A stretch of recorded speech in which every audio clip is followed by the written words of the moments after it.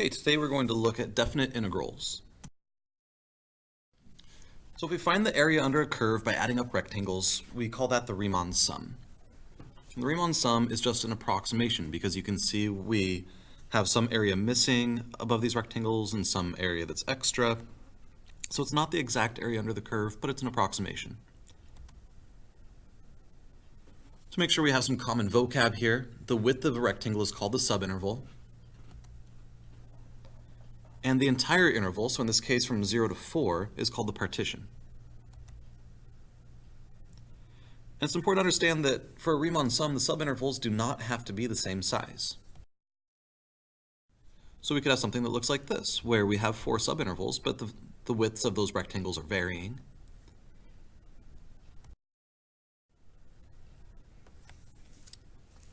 So if we denote the partition by p, the length of the longest subinterval, we'll call that the norm, and is denoted by what looks like these double absolute value bars.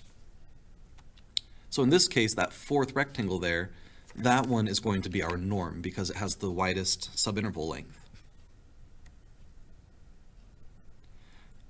And if we can make more rectangles and make the norm of p get smaller and smaller, this approximation will become better and better.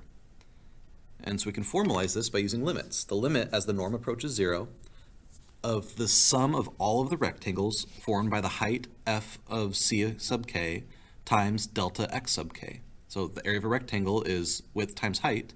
F gives us the height, delta x gives us the width. And c sub k is just some number chosen within each subinterval. So the point here is if we make it so that that largest subinterval gets smaller and smaller approaching 0, that means all of the subintervals are approaching 0, and this sum, this Riemann sum, is going to give us an exact area under the curve. So this is what we mean when we say the definite integral. The definite integral is the area under the curve, which can be found using this limit. Now, we could change our thinking a little bit, and we could force all of our subintervals to be the same length. So the length of a subinterval, we call that delta x. That's b minus a, the difference between the two endpoints of our interval, divided by the number of subintervals. And then we could let n approach infinity, because if we force there to be infinitely many rectangles, they'll all be very, very small, approaching a width of 0, of f of c sub k times delta x. So that's the height of each rectangle times the width. In this case, the width is the same for all of the rectangles. And we have a nicer notation that we use to denote this, so we won't have to write out this limit notation all the time. Instead, we use this integral symbol. So it's kind of an elongated tall s. We put our limits of integration on there, so our interval goes from a to b, our function is f of x, and we use dx instead of delta x because the limit implies that that delta x is getting very, very, very small. And the definite integral gives us the exact area under the curve. So we use rectangles to find an approximation, but if we can force there to be infinitely many rectangles, or if we can force the width of those rectangles to approach 0, we're going to get an exact area.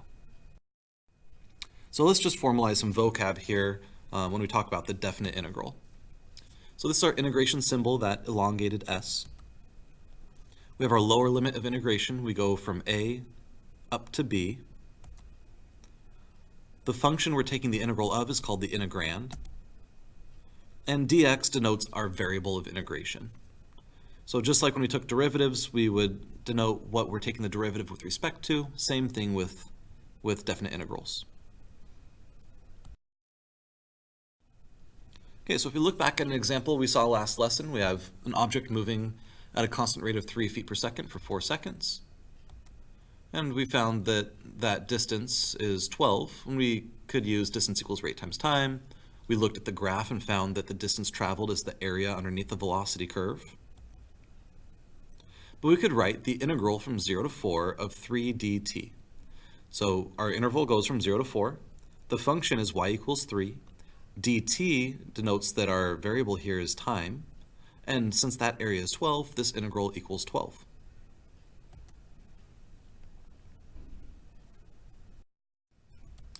Okay, if we have something like this where our velocity is 1/2 t plus 1, we want to find the integral from 0 to 4 of this function. Well, again, the integral just means find the area underneath the curve.